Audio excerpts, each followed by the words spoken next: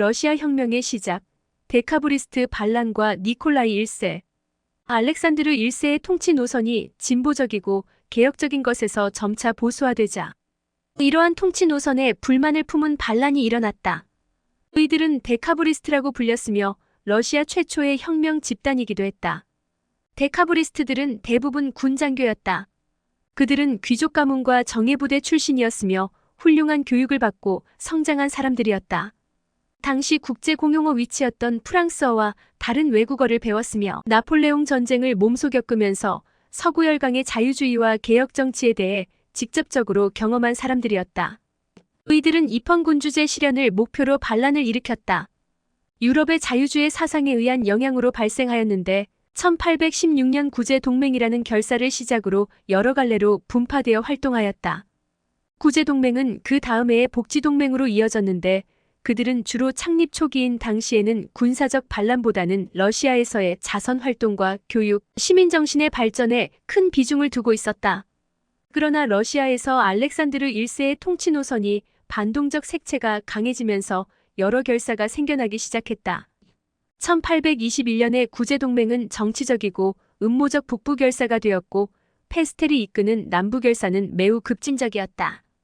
또한 남부결사는 폴란드 혁명 단체와도 접촉하기도 했다.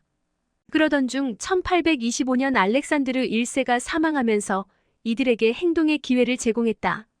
황제의 사망 이후 3주 동안 혼란한 공백기가 이어지자 수도 상트페테르부르크에는 전운이 감돌았다. 당시 사망한 황제 알렉산드르는 아들이나 손자가 없었기 때문에 파벨 1세가 정한 계승법에 따르면 알렉산드르의 바로 아래 동생인 콘스탄틴이 제위를 이어야만 했다. 그러나 콘스탄틴은 5년 전에 제위에 대한 권리를 포기했다. 그는 폴란드 귀족과 결혼하면서 러시아의 제위 권리를 포기했기 때문에 왕위는 바로 그 다음 동생인 니콜라이로 넘어갔다. 알렉산드르가 1822년에 작성한 성명서에는 이러한 점이 언급되었고 동시에 제위의 후계자를 니콜라이로 지명한 상태였다. 다만 성명서는 널리 공개된 것은 아니었다.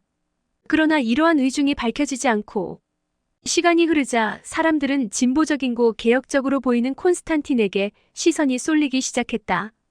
수도와 군대는 콘스탄틴 1세에게 충성을 맹세했고 콘스탄틴은 자신의 황위 거부를 다시 한번 확인시켜 주었다. 이에 니콜라이는 1822년에 알렉산드르 성명서를 발표했고 상트페테르부르크 군의원대는 두 번째 충성을 맹세했다. 이 순간에 데카브리스트들 중 하나인 북부결사가 움직이기 시작했다. 그들은 자신의 영향력을 투사할 수 있는 부대들을 동원하여 군사봉기를 시작했다. 인원은 약 3,000명이었다. 이들은 콘스탄틴을 지지하며 니콜라이가 제위를 찬탈하였다고 주장하였으나 결국 수도원 심장부인 원로원 광장에서 몇 배나 되는 부대에게 포위당해야 했다. 양쪽 병력은 몇 시간이나 서로 대치했다. 데카브리스트들은 혼란과 지도력 부족으로 별다른 움직임을 보일 수 없었고 새로운 황제 니콜라이는 새로운 제위를 시작함과 동시에 피를 봐야 한다는 부담감 때문에 망설였다. 설득을 통해 이들이 굴복하기를 희망했으나 결국 설득에 실패하고 저녁에 되어 해가 지기 시작할 때 근위대의 대포가 이들을 공격했다. 몇 발의 포성이 이어지자 데카브리스트들은 뿔뿔이 흩어져 해산하였다. 60여 명에 가까운 사망자가 나왔고 니콜라이는 대대적으로 이들을 체포하기 시작했다. 러시아 혁명의 시작점인 데카브리스트의 반란이 이렇게 마무리되었다. 수도에서의 반란과 거의 동시에 남부의 봉기도 제압당했고 페스텔과 릴레예프를 포함한 지도자들이 처형당했다. 그리고 300명에 달하는 가담자들은 시베리아로 유형을 가거나 다른 처벌을 받았다. 독재적 권력을 강화했던 차르 니콜라이의 통치는 이렇게 피로 시작하였다. 차르 니콜라이 1세의 통치. 차르 니콜라이는 데카브리스트의 반란을 진압하며 제위에 올랐다. 전임 차르이자 자신의 형 알렉산드르 1세와 니콜라이는 전혀 공통점이 없었다. 전임자 알렉산드르 1세는 심리적인 역설과 모순, 우유부단한 모습을 보였지만 니콜라이는 그 반대였다. 결단력과 강한 의무감 그리고 능력까지 겸비하고 있었다. 게다가 그는 언제나 군인적인 마음가짐을 가졌고 군사훈련과 연병장 제보까지 모두 관여했다. 군사기술 공학과 방어 건축물에 대한 꾸준한 관심을 가지고 있었고 자신의 별장을 지을 때도 요새화하는 작업을 진행했다.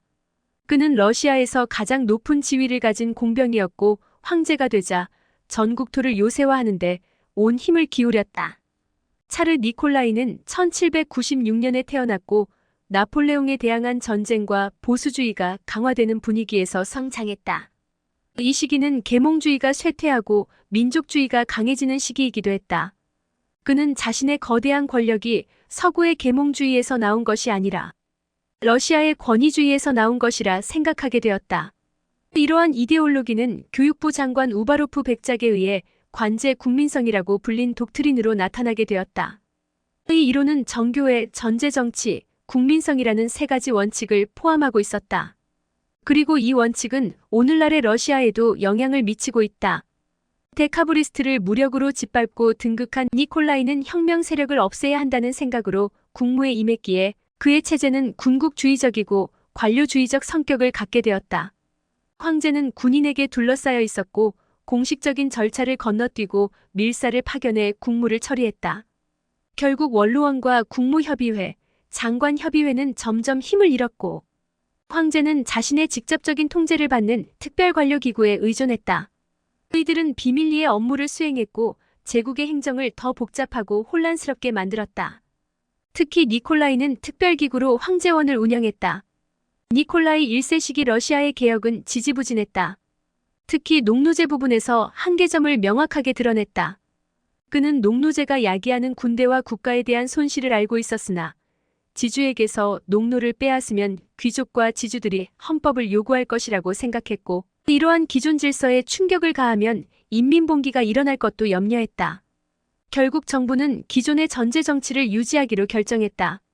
농노제에 계속 관심을 기울이기는 했지만 별로 이룬 것은 없었다. 다만 일부 극단적인 학대 행위만을 금지시켰을 따름이다.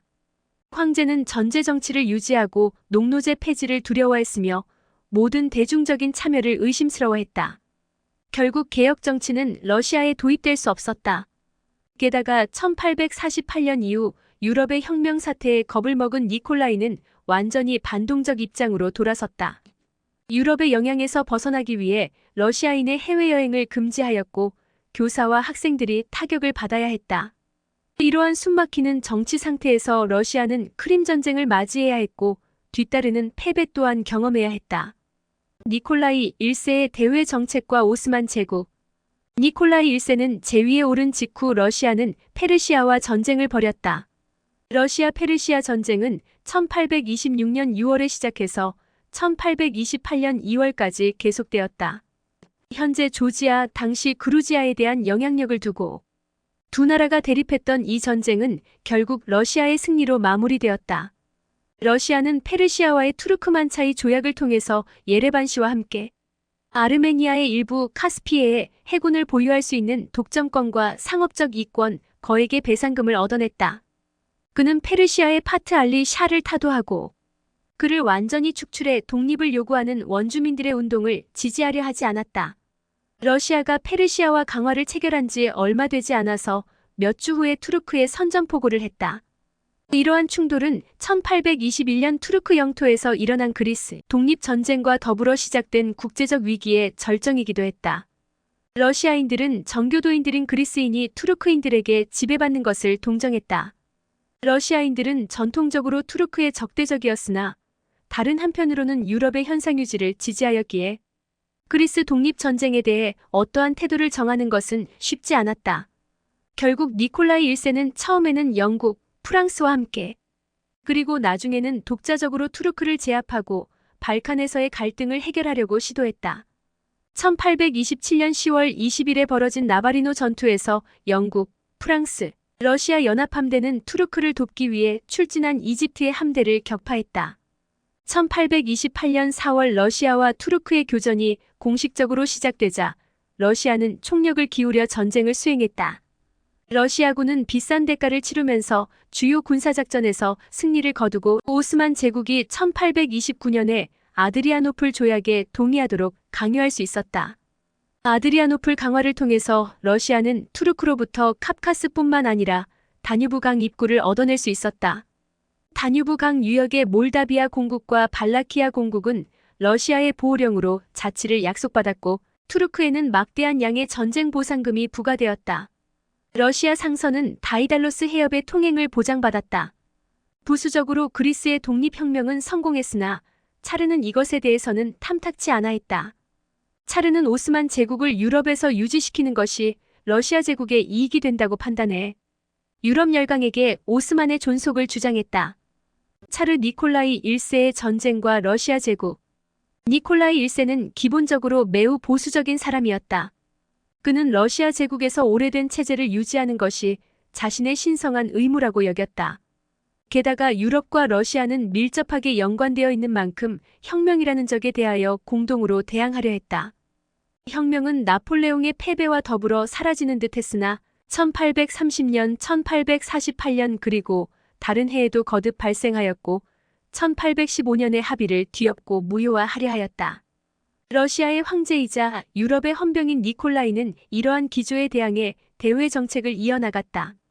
니콜라이가 제위에 오른 직후인 1826년 러시아는 페르시아와 전쟁을 벌였다. 이 전쟁은 조지아 지역의 영향력을 위한 전쟁의 연장선상이었는데 1826년 6월부터 1828년 2월까지 계속되었다. 페르시아의 패배로 러시아는 투르크만차이 조약을 통해 예레반시와 아르메니아 일부, 카스피해, 해군권, 상업적 이권 등을 얻었다. 또한 러시아 투르크 전쟁에서의 승리로 오스만 제국을 상대로 1829년에 아드리아노플 조약을 체결하면서 오랜 시간 각축전을 벌이던 오스만 투르크 세력을 제국의 남쪽에서 억누를 수 있었다. 이듬해인 1830년 7월 파리에서 일어난 혁명은 차르에게 충격을 주었는데 뒤이어 9월에 벨기에, 봉기, 이탈리아와 독일에서의 소요 사태로 니콜라이는 점차 분노에 차기 시작했다. 니콜라이는 이러한 상황을 분쇄하고자 결심했고 폴란드의 군세를 집결하여 서쪽으로 진군하고자 했다. 그러나 외교적 문제와 1830년에 폴란드에서 일어난 소요 사태로 러시아의 서유럽에 대한 군사적 개입은 좌절되었다. 폴란드는 러시아의 통치 하에서 불만이 계속 쌓여갔다. 1815년 합의에 의해서 러시아 황제가 통치하는 폴란드 왕국이 생겨났지만 많은 폴란드인들은 이것이 과거 폴란드 분할에 필적하는 제4차 분할이라고 부르면서 분개했다. 폴란드 왕국은 입법부와 군대, 화폐, 제도, 행정부를 갖춘 입헌 군주국이었지만 러시아 차르에 의해서 그러한 권리는 침해되었다. 이러한 상황에서 러시아가 서쪽의 군대를 집결시키자 폴란드에서는 자신들이 러시아에 의해 서유럽 군사 개입에 이용될 것 같다는 소문이 돌았다. 이에 1830년 11월 바르샤바의 장교단 사이에서 러시아의 반기를 든 봉기가 일어났다. 니콜라이 1세는 어떠한 타협도 거부했기에 폴란드 장교들의 봉기는 곧 민족 봉기로 확대되었다. 러시아는 폴란드에서 정부와 군대에 대해 통제를 상실했고 러시아는 폴란드를 전쟁을 통해 재정복해야만 했다. 폴란드인들은 울창한 삼림에서 게릴라전을 펼치며 항전했으나 지도부가 조직되지 않았고 수적 열세에 몰려 1년여 만에 이들의 봉기는 러시아군에 의해 진압되었다. 이 결과로 폴란드는 헌법을 잃고 유기령으로 대체되어 러시아 제국에 분리할 수 없는 부분으로 간주되었다. 정복자인 파스케비치 제독은 잔인하고 권위주의적인 방식으로 폴란드를 러시아화하며 새롭게 통치하기 시작했다. 러시아화는 폴란드뿐 아니라 벨라루스와 우크라이나에서도 활발히 진행되었다. 러시아 정부는 니콜라이 1세 시기에 들어 그 영토들을 러시아 본토와 더욱 밀접하게 연관시키는 작업을 진행하였는데 혁명이 진압된 이후에 동화 정책이 더 적극적으로 추진되었다. 유럽에서의 상황이 진정되자 러시아가 영향력을 끼치고 있던 근동에서도 새로운 문제들이 발생하였다. 자연스레 러시아의 개입 사례는 더 빈번해졌다. 1832년에 이집트 무하마드 알리는 그리스 독립전쟁에서 자신의 명목상 종주인 오스만 술탄을 지지한 대가로 시리아를 얻으려고 했으나 실패했다. 그러자 그는 군대를 파견하여 시리아를 정복하고 아나톨리아까지 진출했다. 동시에 투르크도 이를 제압하러 나섰으나 오히려 무하마드의 군대에 격파당했다. 투르크의 술탄은 유럽 국가들에 절박하게 도움을 요청했으나 모두 거절당했다. 그러나 니콜라이 1세의 러시아는 투르크 정부를 도와주려 하였다. 1833년 2월 20일 러시아 해군 소함대가 오스만의 수도인 콘스탄티노플에 도착했다. 또 몇 주 후에는 약 1만의 병력이 보스포루스 해협이 아시아 쪽 끝에 상륙했다. 이것이 러시아의 무장한 병력이 다르다넬스 보스포루스 해협의 모습을 드러낸 처음이자 마지막 모습이었다.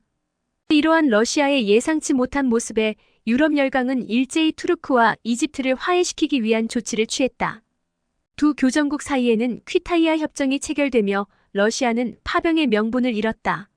러시아는 오스만의 술탄과 타국의 공격에 대해 상호협의와 원조를 제공하는 운키아르 스켈렛이 조약을 체결한 후 물러났다.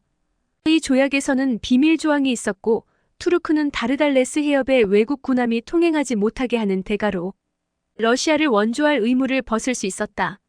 이 조약을 통해서 러시아는 쇠퇴하는 오스만 제국의 각별한 동맹국이며 보호국이 될 수 있었고 투르크 문제에 개입할 수 있는 중요한 수단을 획득했다.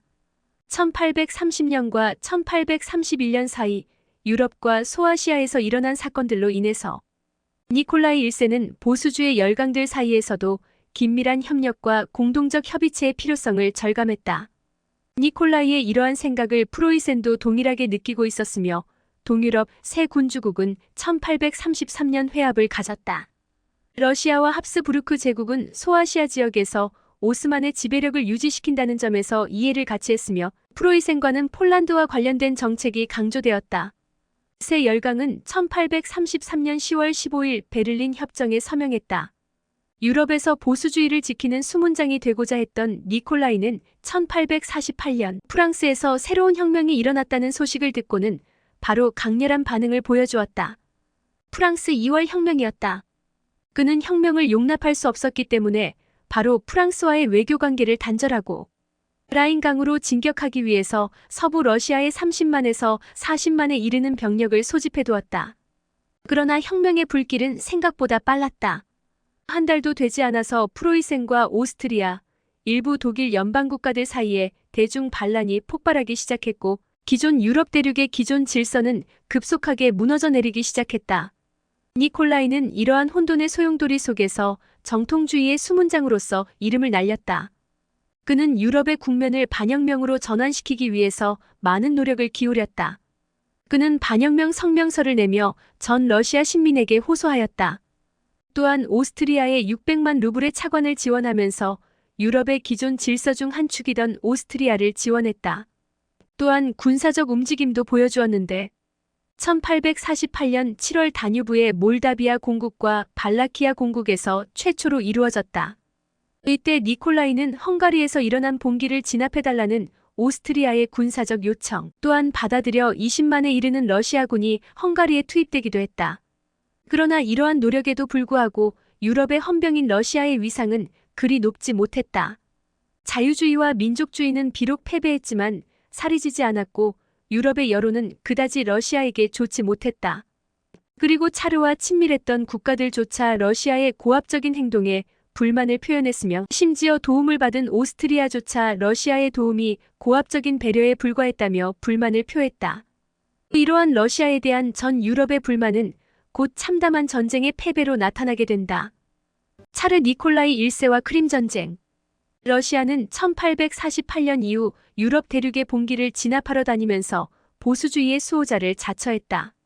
이러한 활동으로 인해 겉보기에는 러시아가 무적인 것처럼 보였지만 이러한 러시아의 행태에 수많은 동맹국들과 유럽 대륙에는 러시아에 대한 불신과 적대감이 생겨나고 있었다. 게다가 영국은 노골적인 반러시아 감정을 내뿜고 있었다. 이러던 중 근동에서 사건이 일어났다. 오스만 제국 내 기독교 성지에 있는 기독교도의 권리에 대한 사항으로 인해서 벌어진 논란이었다.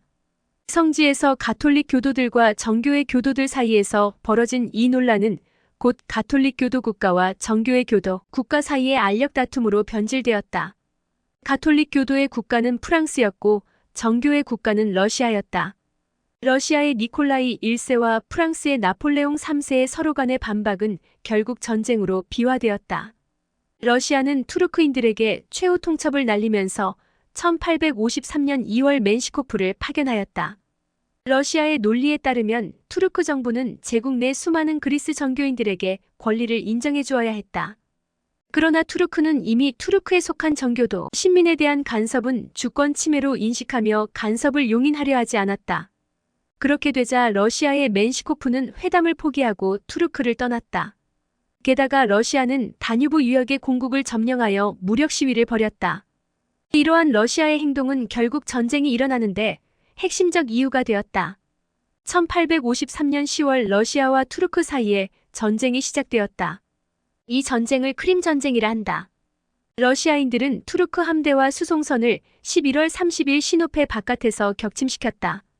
이에 영국과 프랑스는 각자의 이유로 러시아를 견제하기 위해 1854년 3월 갈리폴리에 병력을 보내어 크림 전쟁에 참여했다.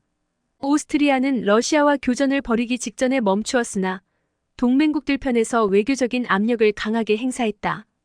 니콜라이는 어느샌가 자신이 혼자 싸우고 있다는 것을 깨달았고 자신의 반대편에는 유럽 전체가 있음을 깨닫게 되었다. 영국과 프랑스, 투르크, 그리고 사르데냐 왕국의 군대는 흑해에 있는 러시아 요새 세바스토폴을 공격하기로 결정했다. 1854년 9월 동맹국은 크림반도에 상륙해서 요새의 남쪽에서 전투를 벌였다. 러시아 제국은 발라클라바 전투를 통해 반격을 시도했으나 격퇴당했다. 위기에서 벗어나기 위한 러시아의 두 번째 반격은 오르만 파사의 오스만군에게 격퇴되었다. 크림반도에서의 전투는 세바스토폴 요새 포위전으로 바뀌었고 양측 군대는 끔찍한 전투를 이어나갔다. 세바스토폴은 동맹국이 거듭 감행하는 포격과 돌격에 대항해서 11개월 반을 버텨냈다. 러시아의 보급은 단절되고 지휘부는 별다른 결단력을 보여주지 못한 상황에서 나이모프 제독과 코르닐로프 제독과 같은 헌신적인 장교들과 흑해 함대의 병사들은 필사적으로 싸웠다. 특히 러시아 공병대장이자 대령인 토틀레벤 백작은 방어진지 구축에 대한 대가로 동맹국의 진격을 훌륭히 지연시켰다. 이 이야기들은 톨스토이의 세바스토폴 이야기에 잘 묘사되어 있다. 그러나 세바스토폴은 보급이 끊긴 채 항전하다 11개월 만에 결국 수성을 포기했다. 러시아군은 남은 군함을 침몰시키고 요새를 폭파시킨 다음 1855년 9월 11월 세바스토폴을 포기했다. 이 시점에서 니콜라이 1세는 3월에 이미 사망했고 그를 계승한 알렉산드르 2세와 동맹국들은 오스트리아로부터 외교적 지원을 받아 1856년 강화를 체결할 준비를 마쳤다. 길어지는 전쟁에 영국과 프랑스도 이를 환영했다. 프랑스 파리에서 1856년 2월부터 3월 하순까지 한 달간 강화회의가 개최되었다. 조약의 규정에 의해서 러시아는 투르크의 다뉴브 강 입구와 베사라비아 일부를 양도해야 했고 흑해의 중립화에 동의했다. 러시아는 크림 전쟁에서 패배했다. 따라서 러시아 제국은 흑해에서 적대적 행동이 금지되었다. 게다가 다뉴브 강에 위치한 공국들은 러시아가 아닌 조약에 서명한 열강의 보호 아래 놓이게 되었고 러시아의 국가적 위상은 충격적으로 낮아지게 되었다. 니콜라이 1세는 자신이 사랑했던 러시아 제국군이 서구의 근대적 군대에 의해 무너지는 모습을 보면서 1855년 2월 18일 사망했다. 군사 역사학자 풀러는 크림 전쟁은 전제 정치를 정당화하는 원칙 중에 하나, 군사력과 안보를 유지할 수 있었던 전제 정치의 능력을 폭파했다 라고 서술했다.